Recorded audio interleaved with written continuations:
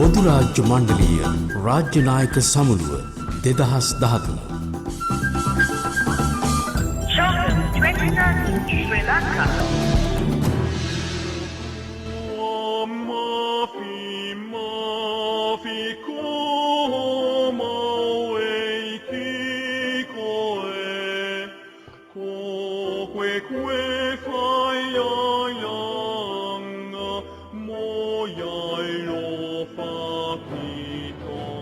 දූපත් 176ක් පමණ අයත් වන ටොංගා රාජධානිය පිහිටා ඇත්තේ පැසිෆික් සාගර කලාපයේ. මේ වයින් දූපත් 52ක් ජනවාස වී තිබෙනවා. මිත්‍රත්වයේ දිවයින ලෙසයි එය ජනප්‍රියව ඇත්තේ.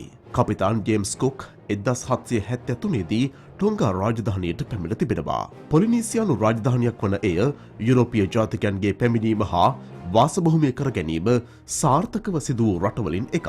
ඔස්ට්‍රෝනේෂියන් භාෂා බවලට අයත් භාෂාවක් මෙහි පුරාණයේ සිට පවතිනවා. පළතුරු ආදී කෘෂිකාර්මික නිෂ්පාදන ලබා ගැනීමෙන් අනතුරුව පරිභෝජනය කිරීමට පෙර විශේෂ උත්සවයක් ඔවුන් පවත්වනවා. ස්වදේශික හා යුරෝපා සංස්කෘතිය මිශ්‍ර වීමෙන් නවතම සංස්කෘතිකාංග ටොංගා ජාතිකයන් තුළ ගොඩනැගී පවතිනවා. ටොන්ගන් භාෂාව නිල භාෂාවයි.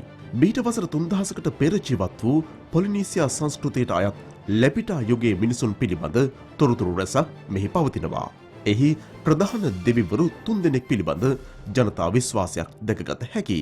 පුරාවෘත්තයක් වන්නේ අහෝයිටි නැමැති පළමු රජු මිනිස් කාන්තාවකට සහ ටැංගෝලා නැමැති දෙවියන්ට දාව බිහි වූ බවයි. පවුල් ජීවිතය තුළ වැඩිහිටියන්ට හිමිවන්නේ සුවිශේෂී ස්ථානයක්. ඒ අතරින් පියාගේ වැඩිමහල් සහෝදරිය විශේෂිතයි. සෑම අවස්ථාවකදීම ඇයට විශේෂ ගරු කිරීමක් හිමිවනවා. සහෝදරයන් සහ සහෝදරියන් නිවසේ වාසය කරන්නේ වෙන වෙනමයි. සහෝදරියක් සිටි නම් එම පවුලේ පිරිමි දරුවාට නිවසෙන් පිට වෙනත් නිදන කාමරයක් භාවිත කිරීමට සිදුවනවා. සහකරු හෝ සහකාරිය තෝරා ගැනීමේ නිදහස එරට තරුණ තරුණයන්ට හිමි. විවාහයේදී දෙපාර්ශ්වය අතර විවිධ භාණ්ඩ හුවමාරු වනවා. ඒ අතර පැදුරු, ඇඳුම් සහ ආහාර ප්‍රමුඛයි. මනමාලයාගේ ධනවත් බව පෙන්නුම් කිරීමේ ක්‍රමයක් ලෙසටද එය උපයෝගී කර ගන්නවා. ටොංගා ජාතික පුරුෂයෙක් සහ වෙනත් රටක කාන්තාවක් විවාහ වූ විට දරුවන් ටොංගා ජාතිකයන් ලෙසටයි සැලකෙන්නේ.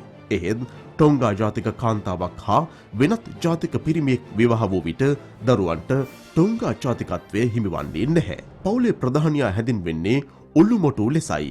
එය හිමිවන්නේ වයස්ගත පිරිමියාටයි. පවුලේ ඉඩම් උරුමය හිමිවන්නේ වැඩිහිටි පිරිමිතරුවාටයි. ඔහුගේ කැමැත්ත අනුව අනෙකුත් සහෝදරයන්ට හෝ සහෝදරියන්ට තෑගි ලෙස ඉඩම් ලබා දිය හැකියි.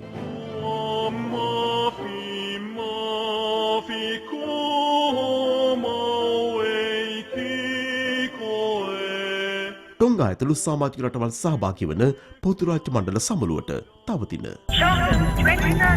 Sri Lanka.